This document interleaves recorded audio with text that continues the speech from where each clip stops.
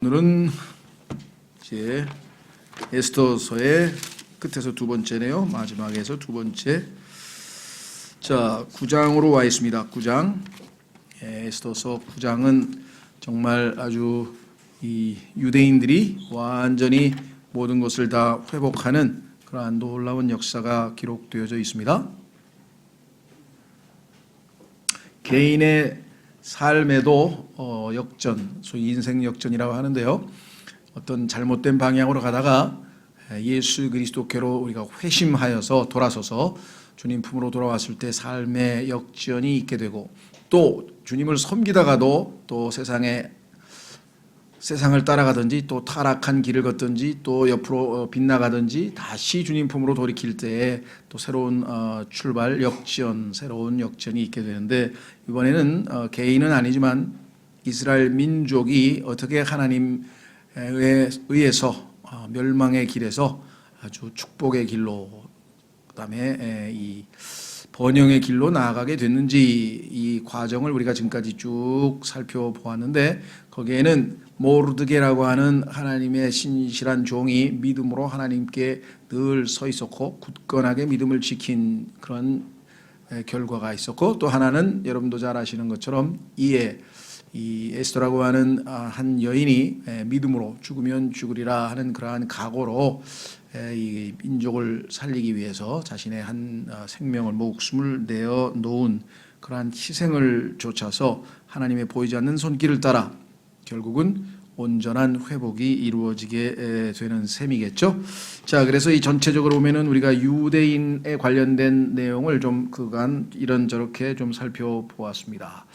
그래서 유대인들은 하나님께서 보이지 않는 손 가운데 지금 지키고 계시는데, 창세기 아시다시피 12장 3절의 약속이 지금까지 현재까지도 유효하게 적용됩니다. 오늘날에도 이스라엘을 괴롭히는 국가들이 받아야 할 형벌은 성경에 자세히 예언되어 있고, 우리 그리스도인들은 비록 유대인들이 그렇게 호감 가는 민족도 아니고, 또 그들의 자아 태도나 이런 것이 많이 교만하기도 하고 특이하기도 하고 어울리기가 쉽지 않은 민족이기는 하나, 그들의 복을 빌고 그들이 예수 그리스도를 맞이하도록, 물론 성경에서는 남은 자들이 결국은 예수님을 맞이해서 본래대로 이방인들의 빛으로서의 역할을 이제 천년왕국 때 감당을 하겠죠.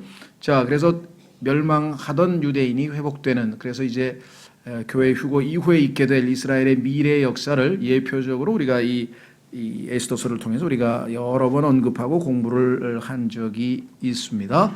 자, 그러면 오늘 9장으로 가서 이제 12월 곧 아달월 즉 바로 그 달의 13일이 되어, 이날은 이제 유대인들을 다 죽이고 그들의 재산을 뺏어도 좋다라고 하만이 왕에게서 칙령을 받아서 이 127개의 지방에다가 다 보내어서 날짜, 즉 그 제비를 뽑았는데 그 날이 뽑혔죠. 그래서 12월 13일입니다. 12월 13일. 그런데 우리의 12월 13일하고는 다릅니다. 왜냐하면 3월, 4월이 이들의 1월 달이고 종교력이기 때문에, 유대인들은 일반적으로 우리가 알고 있는 우리의 달력 같은 민간력, 다시 말하면 생활하는 데 사용하는 그러한 달력이 있고, 그 다음에 출애굽 때 하나님께서 그 당시 아마 4월 초였을 텐데 지금을 1월로 새로 시작을 하라 해서 6월절로부터 영적인 삶을, 하나님과의 관계에서 새로운 삶을 출발했기 때문에 여기에 나와 있는 12월은 그러다 보니까 실제적으로는 우리의 3월이나 또는 4월 가까이 되겠죠.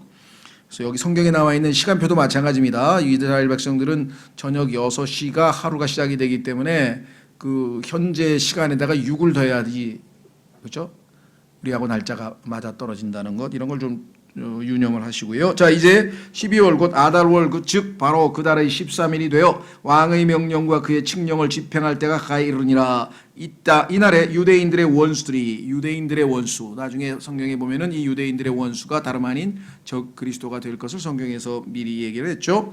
그들을 지배하려고 바랐으나 일이 거꾸로 되어, 이 거꾸로 된 게 바로 역전이죠. 역전, 일이 거꾸로 되어 유대인들이 도리어 자기들을 미워하던 자들을 지배하였더라. 그렇습니다. 하나님께서 뒤에 보이지 않는 섭리적인 손길이 함께 하셨죠. 유대인들이 아하수에로 왕의 모든 지방에서 두루 자기들의 도시대에 함께 모여 자기들을 해치려고 하는 자들에게 손을 대려 하였더라. 그러니까 공격을 먼저 하지는 않았습니다. 그러니까 그들을 해치고자 하는, 즉 왕의 두 번째 명령에도 불구하고 여전히 유대인에 대한 이 원수, 유대인을 미워하는 그러한 자들이 먼저 공격을 할 때는 이미 방어 준비를 다 해놨죠. 완벽하게. 그래서 하는 자들에게 손을 대려 하였더라. 아무도 능히 그들을 막지 못하였으니 이는 그들의 두려움이 모든 백성들에게 임하였기 때문이더라. 이게 이제 우리가 하나님의 손길이라는 것을 확인해 볼 수 있는 것이죠. 여러분 잘 아시다시피 성경에 보면 자주 사람들이 두려움 때문에 훨씬 자신들보다 적들보다 더 좋은 여건에 하에서 좋은 무기와 좋은 군사력을 가지고 있는데도 불구하고 전쟁에서 패배하는 경우가 있습니다. 거기에는 결정적인 원인이 사기인데요. 사기. 전쟁에서 사기가 떨어지면 뭐 아무리 좋은 무기를 갖고 했어도 소용없죠. 그런데 그 사기는 두려움이 임하면 금방 떨어집니다. 그런데 이스라엘 백성들이 사람들이 이스라엘 백성들을 대했을 때 두려움이 생겼어요. 왜? 저 사람들 뒤에는 보이지 않는 뭐가 있는 것 같다라고 하는 것을 벌써 느꼈죠. 그렇죠? 왕도 모르드게도 왕비까지 해서 전부 다 지금 다 유대인 편을 들고 있는 상황에서 그들은 그들의 신, 즉 하나님께서 뒤에 보이지 않는 것으로 있다는 것을 알았기 때문에 두려워했다. 여러분 잘 아는 라합도 이스라엘 백성들이 아주 그냥 모조리 적들을 물리치고 승승장구해서 쳐들어오는 소리를 듣고 마음이 녹아버렸다. 우리들 마음이 다 녹아버렸다. 그래서 여리고성은 전쟁도 안 하고 그냥 소리 몇 번 지르고 소리 한 번 지르고 끝나버렸잖아요. 그런 것처럼 두려움이 임하면 그 사람들은 아무것도 못합니다. 나중에 아시다시피 그 아하수에로 왕이 이 다니엘서에도 보면 두려워가지고 손가락이 나와서 벽에다가 몇 글자 쓰니까 그냥 허리가 풀리고 다리가 후들후들 해가지고 두려워하는 모습을 보게 되죠. 자, 그래서 이 두려움이라고 하는 것은 유대인들의 두려움이었지만 그것은 하나님께서 유대인을 보면 그들이 두려워하는 마음이 생기게.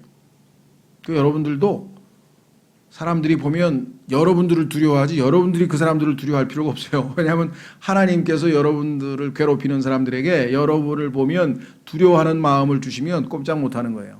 그렇죠? 그러니까 가다가 뭐 무슨 강도라든가 이상한 사람 만나도 너무 겁먹지 마시고요. 하나님 저 사람들에게 두려움이 임하게 하소서. 그리고 갑자기 여러분들에게 여서 지나가시죠. 아이고 하고 먼저 도망갈 수도 있어요. 그런 경우가 많습니다. 실제로 이건 싫어한대요. 간증이니까 싫어하겠죠. 복음을 전하는데 이 조그만 아마 이 고등학생이나 대학 20살 미만의 젊은 여성인데 이제 복음 전도지를 막 나눠줍니다. 그런데 보니까 막 부릉부릉 하면서 오토바이 족속이잖아. 오토바이족. 거기다 막 허리에다 막 삐죽삐죽한 허리띠 차고 막 그냥 딱 보면 이게 무슨 머리도 이상하고 하여간 좀 이렇게 폭력배 같은 그런 사람이 나타났는데 전도지를 주니까 탁 뺏으면서 찢어버리면서 한 번만 나한테 이따위를 것을 주면 그냥 어떻게 하겠다는 식으로 나이프를 쫙 펴가지고 그러니까 그 자매님이 전도지 하나를 쫙 꺼내더니 칼에다가 탁 꽂아주면서 집에 가서 잘 읽어봐요. 지옥에 안 가니까. 그랬더니 얼어가지고 떠날 때까지 가만. 만약에 그 순간 죽으면 어떡합니까? 죽으면 이익이라고 성경에 써있는데 뭐가 또 두려워요? 그렇잖아요. 지금 못 죽어서 난리야 지금 보니까. 세상에서 보니까 죽어서 난리가 아니라 못 죽어서 난리야. 빨리 돌아가시는 하늘나라 가서 편히 쉬셔야 되는데 왜 이렇게 안 돌아가시죠? 이런 사람들 주변에 천재예요. 그러니까 겁먹을 게 하나도 없어. 막 지금 겁먹는 분들이 있는데 여기 흑인 막 이러면서 두려울 거 하나도 없어요. 하나님께서 그들에게 오히려 두려움을 심어주는 거니까 믿음으로 나아가면은 이렇게 되죠. 자, 그래서 유대인들은 정말 담대하게 왜? 그들의 두려움이 모든 백성들에게 임하였기 때문이더라. 지방들의 모든 치리자들과 부관들과 총독들과 왕의 직무 수행자들이 유대인들을 도왔으니 벌써 보세요. 딱 보니까 대세가 기울었어. 황제, 그 다음에 왕비, 그러니까 왕비, 그 다음에 총리, 이게 전부 다 유대인인데 왜? 두 사람은 유대인이고 유대인의 부인을 뒀으니까 유대인의 처남을 뒀으니까 이게 거의 유대인이나 마찬가지잖아요. 그러니까 그런 상황에서 유대 아주 잽싸게 분위기가 돌아갔겠죠. 그래서 도와줬어요. 이는 모르드게의 두려움, 보세요. 모르드게에 대한 두려움이지 이번에는. 모르드게의 두려움이 그들에게 임하였기 때문이더라. 우리말 번역이 참 쉽지 않죠. 왜? 모르드게의 두려움 그러면 모르드게가 두려워했다는 것처럼 느낄 수도 있어요. 그렇죠? 그래서 항상 이 영어의 of라고 하는 전치사는 문맥을 잘 보셔야 돼요.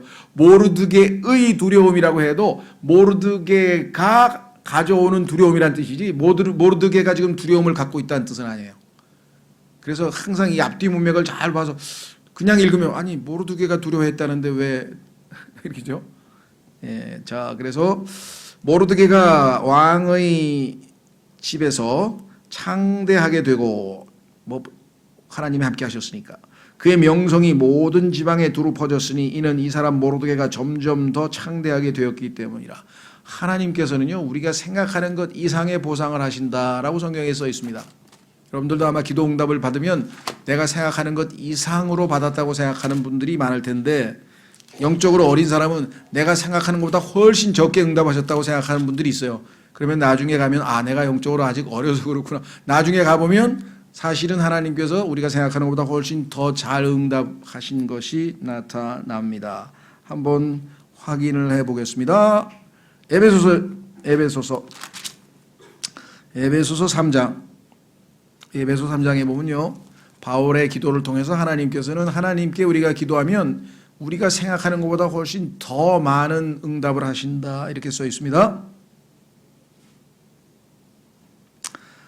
바울이 기도할 때 뭐라고 했냐 이렇게 기도를 했습니다. 20절 이제 우리 안에서 일하는 권능에 따라 에베소서 3장 20절 이제 우리 안에서 일하는 권능에 따라 우리가 구하거나 생각하는 모든 것 이상으로 심히 넘치도록 능히 행하실 분에게 그렇죠? 예, 그래서 모르드게도 지금 점점 하나님께서 주시는 그 능력 보상 이런 걸 통해서 이제 창대하게 되었다라고 성경에 써 있네요. 다시 5절 에스더서 9장 5절 이와 같이 유대인들이 칼을 휘두르러 자기들의 모든 원수를 쳐서 사륙하고 멸하였으며 자기들을 미워하던 자들에게 자기들이 원하는 대로 하였더라.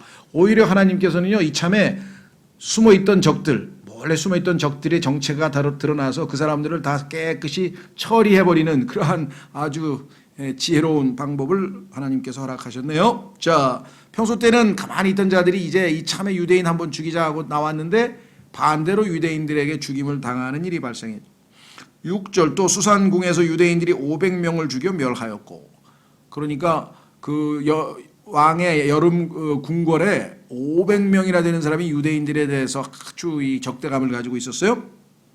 또 바산다다와 달본과 아스바다와 보라다와 아달랴와 아리다다와 바마스다와 아리세와 아리데와 외사다 곧 함무다다의 손자여 유대인들의 원수인 하만의 10아들을 죽였으나 10명의 아들 명단까지 나와 있네요. 노량물에는 손을 대지 아니하였더라. 이 노량물에는 손을 대지 아니하였더라는 표현이 15절에도 나오고 16절에도 나옵니다.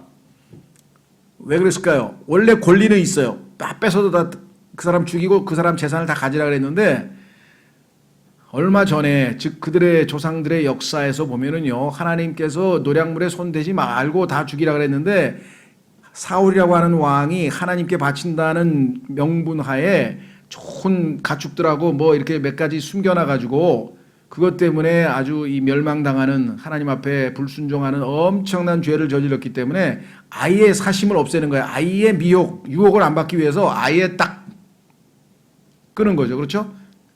그래서 그 원수만 갚고 그들을 죽이기만 하고 그들의 재산에는 일체 손을 대지 않았다. 이것도 정말 하나님에 대한 확고부동한 믿음입니다. 그렇죠? 하나님께서 우리의 모든 삶을 주관하시고 먹이고 입히시고 그렇게 확실함이 없으면 이게 뭐 속된 말로 땡잡을 기회가 왔는데 그것에 마음이 안 갔다는 얘기는 성령으로 충만했다는 결론밖에는 달리 해석이 안 가네요. 자, 그래서 11절 그날에 수산궁에서 죽임당한 자들의 수를 왕 앞에 가져가니라. 왕에게 보고를 했죠. 왕이 왕비 에스더에게 이르되 유대인들이 수산궁에서 이미 500명을 죽여 멸하고 또 하만의 10아들도 그리하였으니 왕의 나머지 지방들에서는 그들이 무엇을 하였겠느냐. 그러니까 왕이 있는 곳에서 이만큼 죽였으니까 왕이 없는 다른 곳에서도 많은 원수를 갚았겠구나. 이제 그대의 청원이 무엇이냐 그대에게 허락하겠노라. 또 원하는 거 있으면 얘기해라. 다 들어줄 테니까. 또는 그대의 요구가 또 무엇이냐 그것을 시행하겠노라 하니 그때 에스더가 이르되 왕이 만일 기쁘게 여기시거든 수산에 있는 유대인들이 내일도 이 날의 칙령대로 행하게 허락하시고 하만의 10 아들을 교수대에 매달게 하소서 하매. 확고하게 원수를 깨끗하게 정리를 해야죠. 그렇죠. 예, 우리도 조금 남아있는 거 있죠. 뭐 우리의 숨겨놓은 죄 조금 요것만은 괜찮겠지 하고 숨겨놓은 그런 것들이 나중에 다시 문제가 돼서 문제가 생기죠. 그렇죠. 예, 이건 뭐 비유가 적절한지 모르겠는데 저도 몇 번 가가지고 이 치과에 가서 치료를 받았더니 한 열흘쯤 되면 또 입 아픈 거야. 씹으면 또 아프고. 가가지고 뭐 막 또 잇몸 치료하고 나서 그다음에 약 한 3, 4일 먹고 나면 또 괜찮아. 또 한 열흘쯤 지나면 또 아파. 그래서 그냥 이번에는 그냥 뽑든지 해야지 도저히 안 되겠다. 이게 열흘에 한 번씩 이렇게 그렇죠? 그래서 가가지고 지난번에 수술을 했어요. 수술. 한 30분 동안 그냥 그 잇몸을 절개해가지고 거기다 마취를 한 5방을 그러니까 하여간 엄청나게 막 하더니 그래가지고 열어가지고 그 안에 있는 하여간 그 뭐라 그러나 모든 염증 찌꺼기까지 그냥 싹 긁어내 30분 동안 수술을 했는데 그러나 지금 이게 이제 한 열흘 지나니까 이제 더 이상 안 아픈 거예요. 그래서 만약에 이번에 아프면 이제 마지막이다. 이거 뭐야? 뽑고 임플란트를 하든지 다른 도리가 없다. 근데 지금 현재까지는 그 마지막 대수술에서 하여간 모든 찌꺼기 그 염증에 조금이라도 남아 있는 것까지 싹 긁어냈더니 지금까지는 이제 한 달쯤 됐는데 효과가 있는 것 같아요. 어쨌거나 마찬가지 여기도 지금 가만히 보니까 500명이나 숨어 있었는데 아직도 남아 있는 사람도 있을 수도 있고요. 그 다음에 본보기로 그렇죠. 너희들이 잘못하면 이와 같은 본보기로 죽을 것이다라고 해서 10명을 목매달아서 사람들에게 효수를 하면 확실하게 이제 마무리가 되겠죠. 14절 왕이 명령함에 그대로 행하게 하고 칙령을 수사에 내리니 그들이 그 하만의 10 아들을 매다니라. 아달월 14일에도 그러니까 그 다음 날에도 수산에 있던 유대인들이 함께 모여 300명을 수산에서 죽였으나 탈취물에는 손을 대지 아니하였더라. 제대로 했죠. 300명은 눈치만 보고 있다가 이러고 있다가 근데 마저 완전히 제거를 했다. 그러나 왕의 지방들에 있던 다른 유대인들이 함께 모여 자기들의 생명을 지키기 위해 일어서고 자기들의 원수들에게서 벗어나 안식을 얻으며 자기들의 원수 7만 5천 명을 죽였으나 탈취물에는 손을 대지 아니하였더라. 자, 그러니까 127개의 지방이에요. 근데 지방 한 개가 우리나라보다 더 큰 지방도 있죠. 굉장히 큽니다. 우리나라가 127개가 모여 있는데 한 지역에서 합쳐서 7만 5천 개니까 아마 계산해보면 아마 한 5, 600명 되는지 모르겠어요. 한 지방당 그렇게 유대인들을 미워하고 적대시하던 자들이 다 이제 죽음을 당해서 원수들이 다 제거가 됐죠. 17절 그들이 아달월 13일에 그 일을 행하였고 바로 그달 14일에는 안식하였으며 그날은 잔치하며 즐기는 날로 삼았더라. 자, 그러니까 지방은 13일 날 일을 끝내고 14일 날을 이제 명절로 삼았어요. 하나님께서 우리 민족을 이 이방인들로부터 멸망으로부터 구출시켜 주었구나 해서 감사함으로 14일 날을 이제 감사하는 명절로 지켰는데 아시다시피 수산궁에는 13일 날 하고 모자랄 것 같아서 하루 더 했죠. 14일 날까지 그 원수를 다 갚았잖아요. 그러니까 이제 하루 연장이 돼서 15일 날 명절을 지켰을 거 아니에요. 그렇죠. 자, 그래서 그 두 가지가 지방과 수도의 차이가 좀 있습니다. 그러나 18절 수산에 있던 유대인들은 그달 13일과 14일에 함께 모였고 바로 그달 15일에 안식하였으며 하루 늦었죠. 그날을 잔치하며 즐기는 날로 삼았더라. 그러므로 마을들에 사는 유대인들 곧 성벽이 없는 고을들에 거하던 자들이 아달월 14일을 즐기며 잔치하는 날로 좋은 날로 삼고 또 서로에게 음식을 보내는 날로 삼으니라. 그 지방에 있던 사람들은 14일이면 이미 다 13일 날 당일날 일이 다 끝났기 때문에 14일 다음 날을 서로 선물을 보내면서 격려하면서 하나님께 감사하는 축일로 축제로 삼았다. 모르드게가 이 일들을 기록하고 가깝든지 멀든지 아하수에로 왕의 모든 지방에 있던 모든 유대인에게 편지를 보내어 그들 가운데 이것즉 그들이 해마다 아달월 14일과 바로 그 달의 15일을 지킬 것을 굳게 세우되. 그러니까 14일도 명절이고 그 다음에 수산궁에 있던 사람들에게는 15일이 명절이었으니까 두 날을 다 같이 지켜라. 이날들을 유대인들이 자기들의 원수들에게서 벗어나 안식을 얻은 날들로 슬픔이 변하여 기쁨이 되고, 우리 찬송가에도 이런 찬송이 있죠. 슬픔이 변하여 기쁨이 되게 하시는 분. 또 그 유명한 밤에, 그렇죠? 밤이라고 하는 것은 우리가 힘들어하고 괴로워하고 슬퍼하는 그러한 어려움 때를 상징하는 표현인데, 밤에 노래를 주시는 분, 그렇게 시편에 나와 있죠. 여러분 어떠세요? 그리스도인만이 누릴 수 있는 측권이죠. 괴롭고 힘든데 노래까지 부를 수 있는 사람들은 크리스찬밖에 없어요. 왜? 소망이 있으니까. 이게 전부가 아니니까. 그래서 그 유명한 바울이 복음을 전하고 돌로 얻어맞아서 얼굴에 피도 나고 막 아프고 힘든데도 감옥에 들어가서 신라하고 찬송가를 불렀다라고 성경에 기록되어 있죠.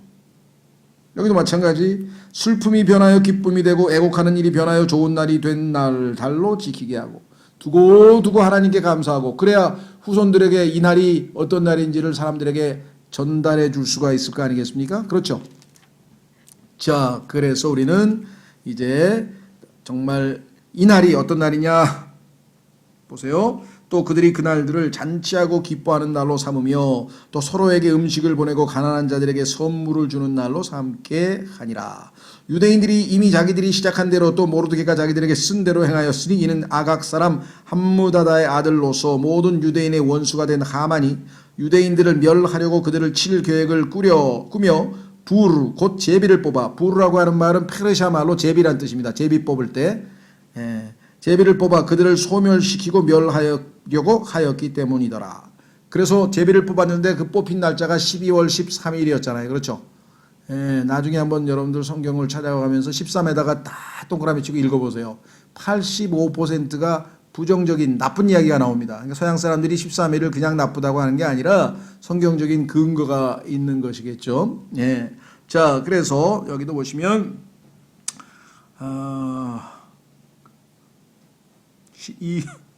25절. 그러나 에스더가 왕 앞에 가매 왕이 편지로 명령하여 그가 유대인들을 치려고 꾸민 그의 악한 계획을 그의 머리로 돌려보내요. 그와 그의 아들들을 교수도에 매달게 하였더라.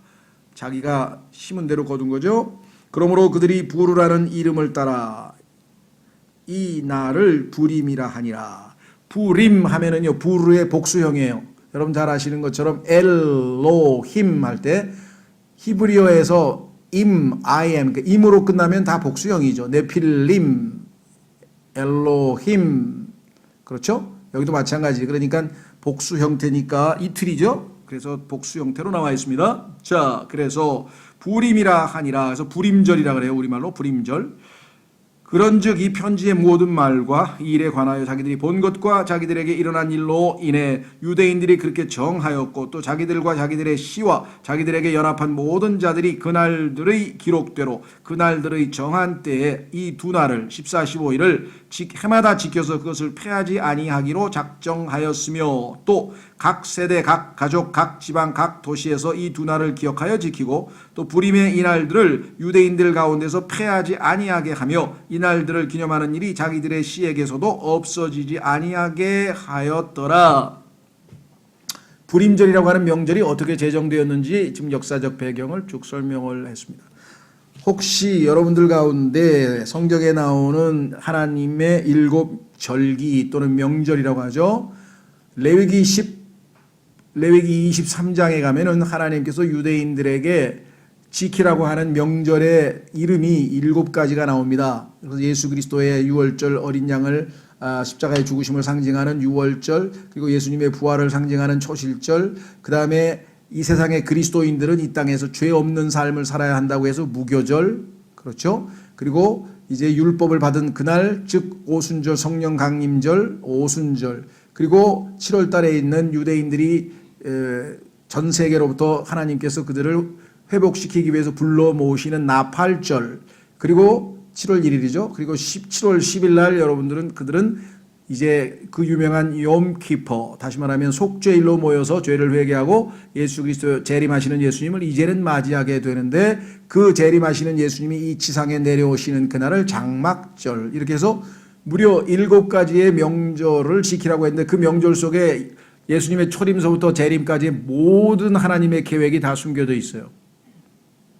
여기에 대해서 공부를 자세하게 한 번도 안 하신 분들은 하여간 뭐 우리가 이미 몇 번 공부한 것 같으니까 레위기 주석 우리 강해를 뒤져서 공부하시든 아니면 제일 낫겠죠. 아무래도 아니면 뭐 다른 여러 가지에서 몇 번 설명을 했는데 하나님의 경륜을 우리가 공부하든 너무나 놀라운 하나님이 아니고서야 어떻게 7개의 명절을 통해서 하나님의 모든 계획 중에 초림서부터 부활까지의 이 재림까지의 모든 계획을 그렇게 놀라운 방식으로 우리에게 제시할 수가 있으신가. 그렇죠?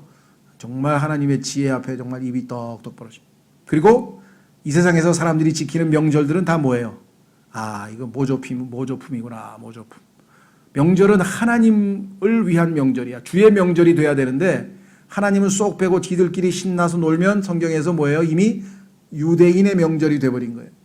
그래서 성경에 보면 주의 명절이라고 구약에 써 있는데 유대인의 명절이 되니 왜? 하나님은 어디로 갔다가 생각도 안 하니까 하나님은 아예 마음속에도 없으니까 자기들끼리 먹고 마시고 노니까 유대인의 명절이 돼버렸죠. 우리는 어때요? 설날에 하나님께 이야 새로운 출발을 주셨구나. 이제 마음 잡고 과거를 잊고 새 출발해보자. 그리고 하나님께 감사를 안 받습니까? 아니면 추석 때 이 오곡백과를 내려주신 하나님께 진심으로 감사합니까? 자기들끼리 뭐 띵까띵까 무슨 뭐 강강술래를 하고 막 신나게 놀다가 막 술 취해가지고 막 비틀비틀대다가 죄나 짓고 있는 그게 명절 지키는 거 이 세상에. 그래도 우리나라는 낫지. 삼바는 또 아이고 이건 뭐 그냥 하나님 앞에 하나님을 기리는 명절을 지키라 그랬더니 하나님을 욕보이는 온갖 하여간 뭐 우상과 그냥 쾌락과 그냥 광란의 도시. 옛날도 마찬가지예요. 히랍 시절에 즐겼던 그 바쿠스 축제, 바카스의 원조인 바쿠스 축제 뭐예요? 술 마시고 그냥 광란에 정말 그런 엄청난 일들이 전 세계에서 벌어지잖아요. 뭐 토마토 축제가 있고 뭔 축제가 있고 그다음에 뭐 투를 풀어가지고 그냥 뭐 투에 바치느니 달리느니 별짓을 다 해도 성경을 통해서 명절은 하나님 앞에서 즐거워하는 날이구나라는 것을 알고 있는 그리스도인이 우리들밖에 없어요. 그리고 우리는 일주일에 한 번씩 6월절을 지켜 매주 모여가지고 예수님의 부활하신 그날을 모여서 우리가 주님을 드높이는 경배를 드린다 이 말. 그렇죠. 그리스도인에서 명절에 집에 또 못 가요. 교회 가야 돼요. 교회 오는 게 명절 지키는 거예요. 진짜 명절. 무슨 명절을 지키러 가요. 가가지고 저 구석진 데서 엄마가 절하라 그러면 어떡하지? 막 그냥 노심초사해가지고 팔벌 떨고 뭐 용기 있게 나는 안 해. 제대로 된 명절 난 일주일에 1년에 50번도 더 지키는데 뭐하러 이거 지켜. 엄마가 만들었으니까 밥은 맛있게 먹고 갈게. 먹고 오면 되는 거지. 자, 하여간 명절 얘기가 다 이상하게 됐네. 하여간 유대인들은 이것 말고 지키는 두 가지 명절에 있는데 그 중에 하나가 지금 얘기한 불임절이에요. 또 하나가 뭐 있냐? 또 하나에 대해서는 상식적으로는 알고 있으셔야 되겠죠. 자, 아시다시피 유대인들이 소위 말하면 그 알렉산더 대왕 이후에 이 히랍 제국이 4개의 왕국으로 쪼개집니다.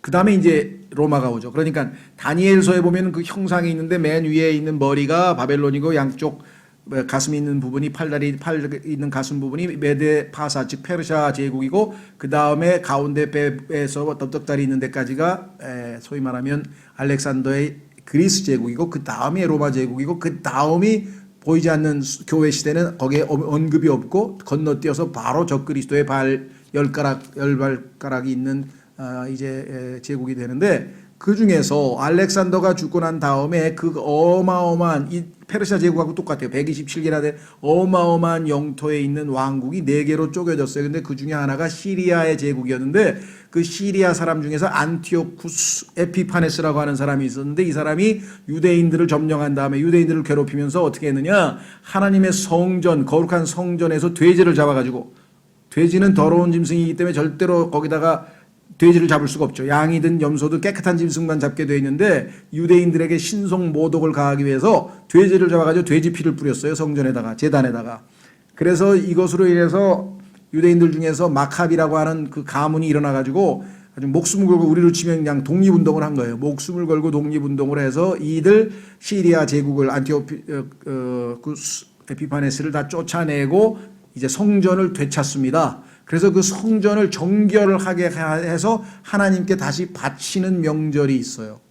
예. 그래서 이걸 봉헌절이라고 하는데요. The Feast of Dedication. 하나님께 성전, 우리가 개신교회에서는 예배당 지으면은 성전 봉헌 예배 뭐 이런 거 하잖아요. 구약식으로, 구약식. 우리는 그런 거 안 하지만 구약식. 그거하고 똑같은 거예요. 그러니까 성전 봉헌을 했어요. 그래서 그날을 기념해서 그런 명절인데 수전절이라고 하는데 성경에 보면 요한복음인가 어디에 보면 나와요. 그 이름이, 명칭이.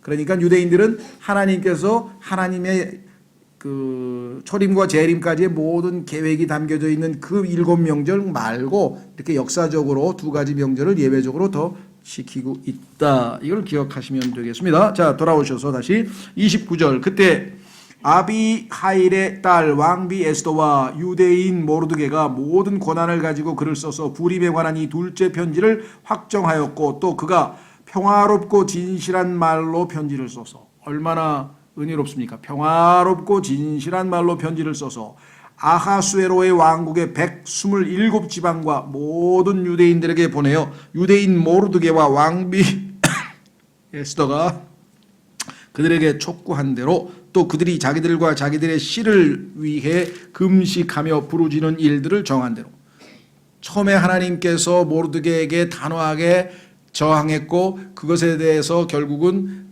이 에스더가 개입이 됐고 에스더도 목숨을 걸고 나를 위해서 3일간 금식 기도를 해달라 해서 모든 민족이 하나님의 보호하심 가운데 계획이 차근차근 진행이 돼서 결국은 하나님께서 승리하신 그날이죠. 그래서 일들을 정한 대로 그 날들의 정한 때에 부림의 이 날들을 지킬 것을 확정하였더라.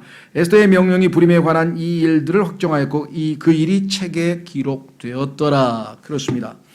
자, 여기서 이제 다음 주에 10장과 더불어서 에스더를 총정리해서 마무리를 할 때 유대인에 관한 얘기는 좀 더 하겠습니다만은 여기에서는 책에 기록되었다는 것만 조금 보완 설명해요. 여러분들은 성경에 보면 하나님께서는요 정확하신 분입니다. 그렇기 때문에 말로 해서는 안 돼. 정확하게 기록해서 기록에 남겨서 우리 기독교 문화는 기록된, 그래서 우리가 성경이라고 했을 때 성경에 보면은 그게 바이블이라는 단어는 성경에 안 나와요. 바이블이라는 단어는, 영어의 바이블이라는 단어는 헬라어로 비블로스라고 해서 굳이 번역하면 the books, 책들이라는 뜻이에요. 책들. 66권으로 되어 있잖아요. 책들. 그런데 책들도 물론 기록된 것을 책들이라고 하지만 scripture, 성경 기록이라고 그래요. 기록. 그래서 성경은 정확하게 기록되어 있는 것을 근거로 해야지 구전이 되어 내려온다든가 뭐 누구한테 들었다든가 뭐 이런 걸 가지고서 정말 어떤 우리의 진리의 기준으로 삼지는 않습니다. 그래서 정확하게 하나님께서 모세에게 기록하라고 한 거 다 기록하고 바울에게도 기록하라고 다 기록하고 그렇죠. 그래서 유대인들은 그 기록한 성경을 양피지에다 기록할 때 얼마나 그러니까 평생 먹고 살면서 성경만 필사하는 직업, 서기관이라고 하는 직업이 있을 정도였잖아요.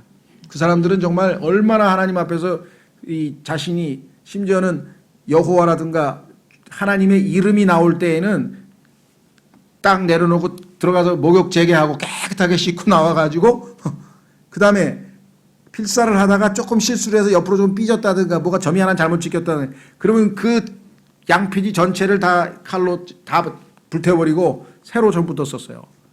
그러니까 얼마만큼 이게 정말 조심성 있게 기록됐는지 몰라요. 반면에 히랍 문화라고 하는 것은 뭐냐, 이게 구전이야, 구전. 소크라테스라는 사람은 책을 쓴 게 하나도 없어요. 다 말로 하는 거야, 말로. 그래가지고 뭐 말로 하다 보면 그 다음 사람한테 구전되면 어떻게 돼요? 엉뚱한 소리 나오겠죠. 그렇죠? 여러분들 그런 게임 있죠. 여기 첫 번째 있는 사람하고 여기 있는 사람하고 한 5명이서 말을 전달하는데 여기서 뭐라고 말하고 해서 시끄럽게 듣고 여기다 그 다음 사람 나중에 완전히 딴 얘기 나오죠. 그런 게임 보신 적 있나요? 예. 그러니까 히랍 문화에는 확고부동한 진리가 없어요. 말이 전달이 되어 오다가 이렇게가 맞나? 저렇게가 맞나?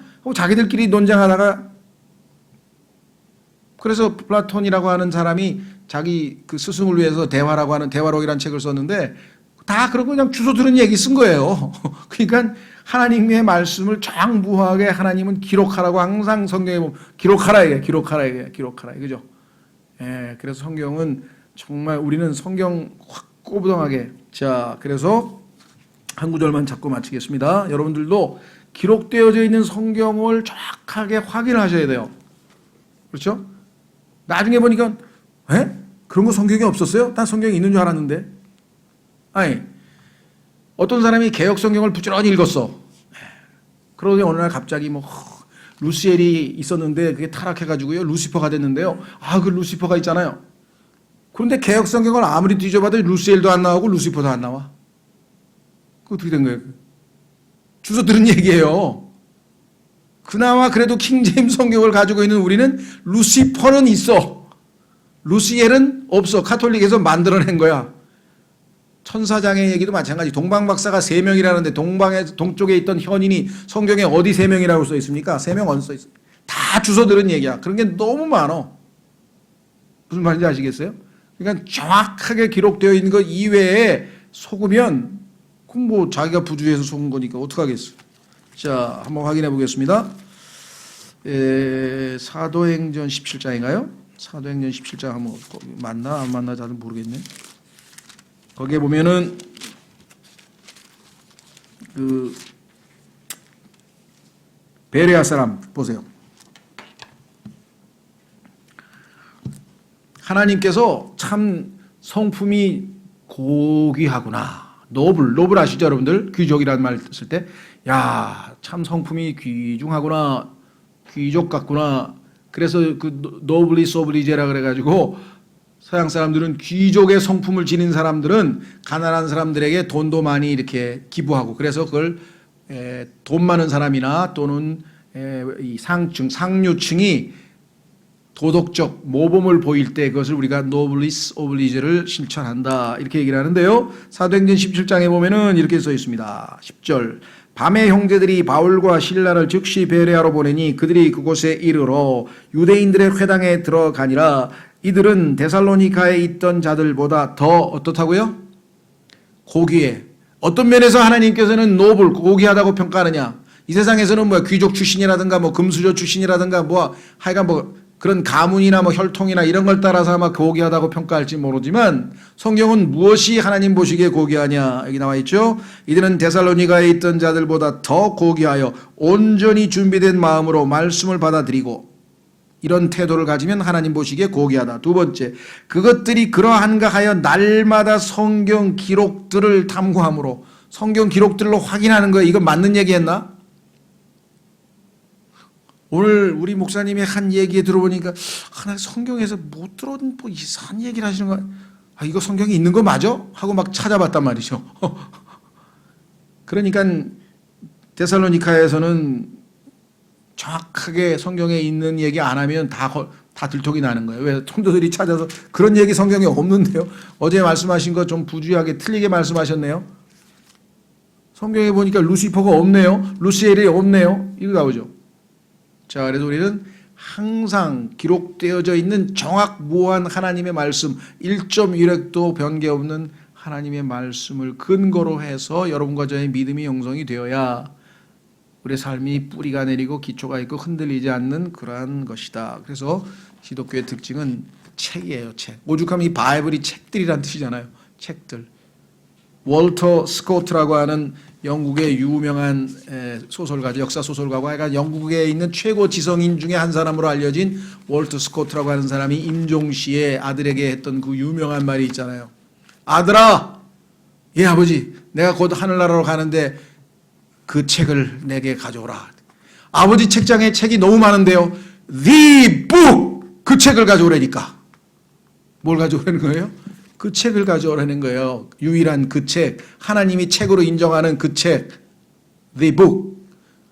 하나님께서 자신의 이름들보다 더 크게 더 높이신 성경 기록을 손에 들고 있는데 이거를 여러분이 얼마만큼 존귀히 여기는지 한번 스스로 생각해 보세요.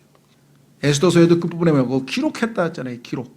기록물, 하나님의 말씀이 기록되어져 있는 이 성경, 이것이 기록되어 있는데 기록물을 검토도 안 하고 우리가 살아간다는 게 말이 되겠냐 이 말이. 그렇죠? 예, 그래서 이 시간에 우리 에스더를 통해서 하나님께서 주신 대로 하나님의 섭리적인 손길에도 감사하고 그 모든 사실을 정확하게 기록해서 우리가 읽고 하나님이 어떠하신 분인지 또 알아갈 수 있게 해주신 것도 감사하고, 이 시간에 에스더를 통해서 에스더 기를 통해서 하나님께서 주신 교훈들을 생각하면서 그 말씀들이 우리 안에서 열매 맺어서 합당하게 하나님을 영화롭게 할 수 있도록 다 같이 잠깐 기도하겠습니다.